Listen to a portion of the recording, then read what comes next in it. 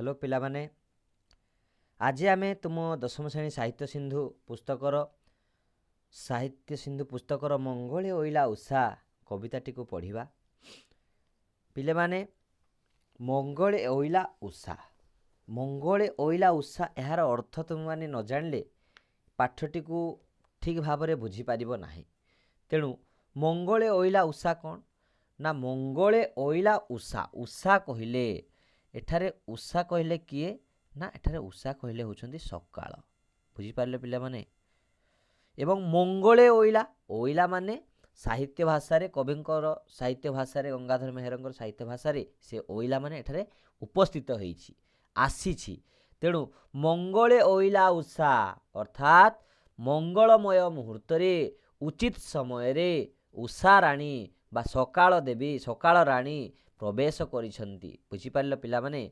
अच्छा ये जो मंगळे ओइला उषा कविताटी कविंकर कोठु आसीछि ना तपस्विनी काव्यर महान काव्य तपस्विनी काव्यर चतुर्थ स्वर्गरु संगृहीत होईछि। पिले माने प्रथमे तमे जानो जे मंगळे ओइला उषा उषा राणी हठात ब्राह्म मुहूर्त रे हठात उचित समय रे से केउंठी को तांकर आगमन होईछि बा केउंथिरे एहा सुंदर भाव कवि काहा को आक्षेप करी काहा को दृष्टि रखी प्रकृति राणी को मानवर स्वतंत्र परिचय प्रदान करिसंती ताहा आमे सुंदर भाव एही कविता रे पढ़िबा। जे वाल्मीकि आश्रम रे रहुथबा ना निर्वासिता सीता को प्रकृति स्वागत करिछि एठारे। बुझी पारजे पिला माने। जेतेबेले प्रभु श्री रामचंद्र देवी सीता को निर्वासन दंडरे दंडित करिसंती लोक मुखर अपवाद सीता विषय रे सुनिबा को पाइले। तेणु तांको कोन करछंती ना से निर्वासन दंडरे दंडित करछंती काहाकू माता सीता को। तेणु ये जो निर्वासीन दंडरे दंडित करिसंती एही समय रे सीता देवी कोठी रहिसंती ना वाल्मीकि आश्रम रे अवस्थान करिसंती एवं प्रकृति को मानवर चरित्र भली उपस्थापन करिबारे कविंक लेखनी सिद्धहस्त। बुझीपारे पिला माने। ये जो प्रकृति राणी रही उषा देवी रही ये उषा देवी को स्वतंत्र जमीती सते जमीती जड़े मानव मानव सीता देवी को सते जमीती स्वागत करुची। पिला माने मु तो कविंक परिचय विषय आउ किछि कहूने तुम माने जानिच तुम माने आउ टिके भल भाव रे ताकू पढ़ी देबो। बुझेला। आज आमे प्रथमे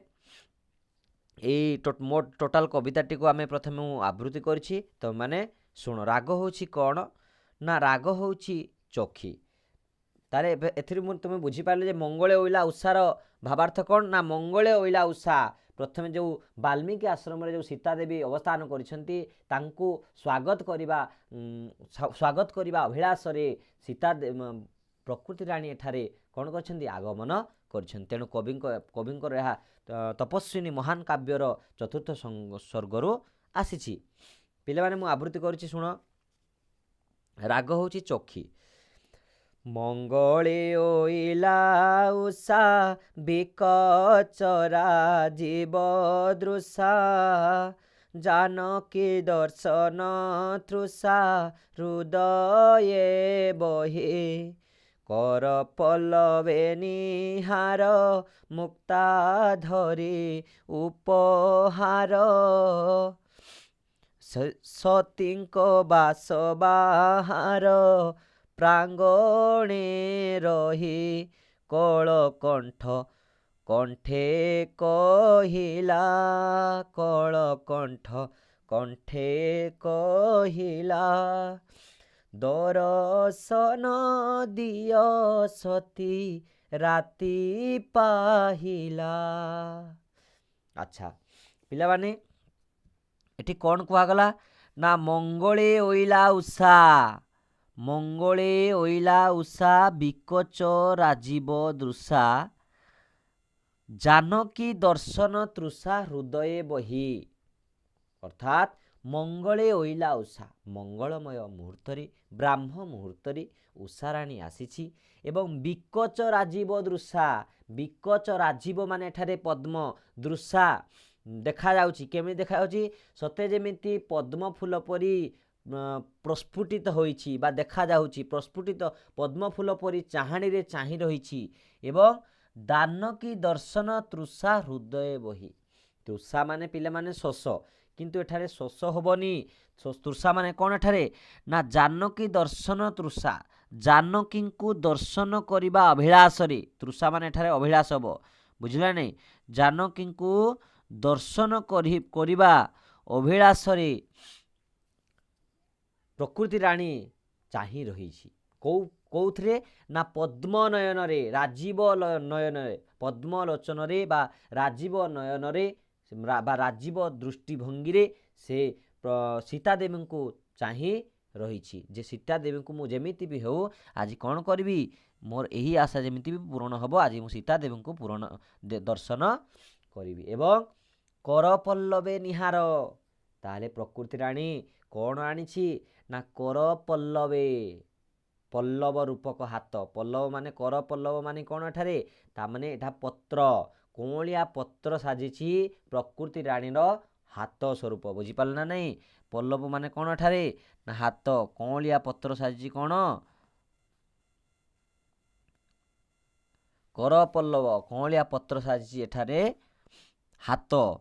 ଏବଂ ଆଉ କ'ଣ କହୁଛନ୍ତି ନା ନିହାର, କର ପଲ୍ଲବେ ନିହାର ମୁକ୍ତା ଧରି ଉପହାର। ତାହେଲେ ପତ୍ର ରୂପକ ହସ୍ତରେ ନିହାର ରୂପକ ମୁକ୍ତା ଧରି ସେ କ'ଣ କରିଛନ୍ତି, ସତୀଙ୍କ ବାସ ବାହାର ପ୍ରାଙ୍ଗଣ ରହି, ସୀତାଦେବୀଙ୍କ ବାଲ୍ମୀକି ଆଶ୍ରମର ବାସ ବାହାରେ ପ୍ରାଙ୍ଗଣରେ ରହିକି ତାଙ୍କୁ ଅପେକ୍ଷାରତ ଅଛନ୍ତି। ପିଲାମାନେ ତୁମେ ଭାବୁଥିବ ଯେ ନିହାର ସାର୍ କ'ଣ, ଆରେ ନିହାର ମାନେ ହେଉଛି ଶିଶିର। ନିହାର ମାନେ କ'ଣ ନା ଶିଶିର, ଶିଶିର ମାନେ ବା କାକର, ଶୀତଦିନେ କାକର ପଡ଼େ ନା ନାହିଁ। ତାହେଲେ କରପଲ୍ଲବେ ନିହାର ମୁକ୍ତା ଧରି ଉପହାର ସତୀଙ୍କ, ତାହେଲେ ମୁକ୍ତାର ସ୍ୱରୂପ କ'ଣ ଆଣିଛନ୍ତି ନା ନିହାର ରୂପକ ମୁକ୍ତା ଧରି ପ୍ରକୃତି ରାଣୀ ସୀତାଦେବୀଙ୍କ ବାସ ବାହାରେ ପ୍ରାଙ୍ଗଣରେ ଅପେକ୍ଷାରତ ଅଛନ୍ତି। ଆଉ କ'ଣ କହୁଛନ୍ତି କବି ନା କଳକଣ୍ଠ କଣ୍ଠେ କହିଲା। କଳକଣ୍ଠ କହିଲେ ଏଠାରେ କିଏ ନା କଳକଣ୍ଠ କହିଲେ ହେଉଛି କୋଇଲି। ତାହେଲେ କୋଇଲି ରୂପକ କଣ୍ଠରେ, କୋଇଲିର ମଧୁର ସ୍ୱର ତୁମେମାନେ ଜାଣିଛ, କୋଇଲି ରୂପକ କଣ୍ଠରେ, କୋଇଲିର କଣ୍ଠରେ ପ୍ରକୃତି ରାଣୀ କହୁଛନ୍ତି, କ'ଣ କହୁଛନ୍ତି, ହେ ସତୀ ଦେବୀ ସୀତା ଦର୍ଶନ ଦିଅ, ତୁମେ ଆଉ କାଳ ବିଳମ୍ବ ନକରି ମୋତେ ଯଥାଶୀଘ୍ର କ'ଣ ଦିଅ, ଦର୍ଶନ ଦିଅ, ଦର୍ଶନ ଦିଅ ସତୀ ରାତି ପାହିଲା। ବୁଝିପାରିଲ ପିଲାମାନେ। କଳକଣ୍ଠ ମାନେ କ'ଣ ନା କଳକଣ୍ଠ ମାନେ ହେଉଛି କୋଇଲି। ତାହେଲେ ଦର୍ଶନ ଦିଅ ସତୀ ରାତି ପାହିଲା। ବୁଝିପାରିଲ ପିଲାମାନେ। ଦ୍ୱିତୀୟ ପଦ କ'ଣ କହୁଛନ୍ତି ନା ଅରୁଣ କଷାୟ ବସ୍ତ୍ର, ଅରୁଣ କଷାୟ ବାସ, କୁସୁମ କାନ୍ତି ବିକାଶ, ପ୍ରଶାନ୍ତ ରୂପ ବିଶ୍ୱାସ, ଦିଅନ୍ତି ମନେ କେଉଁ ଯୋଗେଶ୍ୱରୀ ଆସି, ମଧୁର ଭାଷେ ଆଶ୍ୱାସୀ, ଡାକୁଛନ୍ତି ଦୁଃଖ ରାଶି ଉପଶମନେ, ଦେବା ପାଇଁ ନବ ଜୀବନ, ଦେବା ପାଇଁ ନବ ଜୀବନ, ସ୍ୱର୍ଗୁ କିଏ ଓହ୍ଲାଇଛନ୍ତି ମର୍ତ୍ତ୍ୟ ଭୁବନ। ଆଚ୍ଛା, ଅରୁଣ କଷାୟ ବସ୍ତ୍ର। ପିଲାମାନେ ଅରୁଣ କଷାୟ ବସ୍ତ୍ର ମାନେ କ'ଣ, ତୁମେ ଲେଖିବ, ଏଇଟା ହେଉଛି ଲାଲ ରଙ୍ଗର ପାଟ ବସ୍ତ୍ର, ଲାଲ ରଙ୍ଗର ପାଟ ବସ୍ତ୍ର। ବୁଝିପାରିଲ। ତାହେଲେ ଅରୁଣ ରଙ୍ଗର କଷାୟ ବସ୍ତ୍ର ବା ଲାଲ ରଙ୍ଗର ପାଟ ବସ୍ତ୍ର ପରିଧାନ କରି କୁସୁମ କାନ୍ତି ବିକାଶ, ଏବଂ ପୃଥିବୀ ଶସ୍ୟ ଶ୍ୟାମଳ ହୋଇ କୁସୁମ କାନ୍ତି ଫୁଲରେ ବିକଶିତ ହୋଇ, ଫୁଲର ସୌନ୍ଦର୍ଯ୍ୟରେ ବିକଶିତ ହୋଇ କ'ଣ ହେଉଛନ୍ତି ନା ଆଉ କ'ଣ କହୁଛନ୍ତି, ପ୍ରଶାନ୍ତ ରୂପ ଧାରଣ କରି ବିଶ୍ୱାସ ଦିଅନ୍ତି ମନେ। ତାହେଲେ ପ୍ରକୃତି ରାଣୀ ସୀତା ଦେବୀଙ୍କର ଯେଉଁ ଦୁଃଖ ଜର୍ଜରିତ ମନକୁ ବିଶ୍ୱାସ ଦେବା ସହିତ ତାଙ୍କୁ ଆଉ ଥରେ ତାଙ୍କୁ ଯେମିତି ସତେ ଯେମିତି ତାଙ୍କୁ ନବଜୀବନ ନୂଆ ଜୀବନଟି ପ୍ରଦାନ କରିବେ, ପ୍ରଶାନ୍ତ ରୂପ ଶାନ୍ତ ରୂପ ଧାରଣ କରିକି ତାଙ୍କୁ ମନରେ ବିଶ୍ୱାସ ଜାଗ୍ରତ କରାଉଛନ୍ତି। ଆଉ କ'ଣ କହୁଛନ୍ତି କବି ନା କେଉଁ ଯୋଗେଶ୍ୱରୀ ଆସି ମଧୁର ଭାଷେ ଆଶ୍ୱାସୀ। କବି କହୁଛନ୍ତି ମେହେର କବିଙ୍କ ଭାଷାରେ ଯେ ସତେ ଯେମିତି କେଉଁ ଯୋଗେଶ୍ୱରୀ ଏଇ ମର୍ତ୍ତ୍ୟ ଭୁବନକୁ ପଳେଇ ଆସିଛନ୍ତି। ବୁଝିପାରିଲ ନାହିଁ? କେଉଁ ଯୋଗେଶ୍ୱରୀ, ଯୋଗେଶ୍ୱରୀ ମାନେ ଏଠାରେ କିଏ? ସତେ ଯେମିତି କେଉଁ ମୁନି କୁମାରୀ, ଯୋଗୀ ଋଷିଙ୍କର ଝିଅ ମୁନି କୁମାରୀଟି ଆସି ମଧୁର ଭାଷାରେ ଅତି କୋମଳ ଭାଷାରେ ତାଙ୍କୁ ଆଶ୍ୱାସନା ଦେଇ କହୁଛନ୍ତି, ଡାକୁଛନ୍ତି। ତାଙ୍କୁ କ'ଣ ପାଇଁ ଡାକୁଛନ୍ତି ନା ସୀତା ଦେବୀଙ୍କର ଯେଉଁ ଦୁଃଖ ରାଶି ଅଛି, ଯେଉଁ ସବୁ ଦୁଃଖ ସମୂହ ସବୁ ରହିଛି ସେସବୁକୁ ଲାଘବ କରିବା ପାଇଁ ସତେ ଯେମିତି କେଉଁ ଯୋଗେଶ୍ୱରୀ ଏଠାକୁ ଆସିଛନ୍ତି ବୋଲି କବି କହୁଛନ୍ତି। ଆଉ କ'ଣ କହୁଛନ୍ତି ନା ଦେବା ପାଇଁ ନବଜୀବନ। ତାହେଲେ ଏଇ ଯୋଗେଶ୍ୱରୀ କ'ଣ ପାଇଁ ଆସିଛନ୍ତି? ତାଙ୍କୁ ମଧୁର ଭାଷାରେ ଦୁଃଖ ରାଶିକୁ ଲାଘବ କରିବା ସହିତ ତାଙ୍କୁ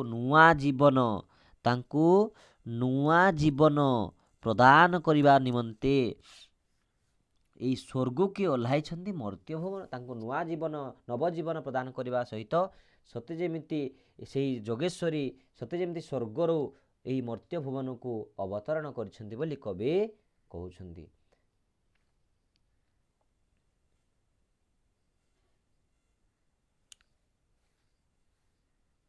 ଆଚ୍ଛା ପିଲାମାନେ, ଆଜି ପାଇଁ ଏତିକି ପଢ଼ିବା, କାରଣ ଯଦି ଆମେ ଅଧିକ ପଢ଼ିବା ଭିଡ଼ିଓ ବହୁତ ଲମ୍ବା ହେଇଯିବ। ତେଣୁ ଆହୁରି ଆଉ ଗୋଟିଏ ଭିଡ଼ିଓରେ କିମ୍ବା ଆଉ ଗୋଟେ ଭିଡ଼ିଓରେ ଦେଖିବା ଆମେ ଅନ୍ୟ ସମସ୍ତ ପଦ ଗୁଡ଼ିକୁ ଶେଷ କରିବା। ତ ଆଜି ପାଇଁ ରହୁଛି, ଧନ୍ୟବାଦ।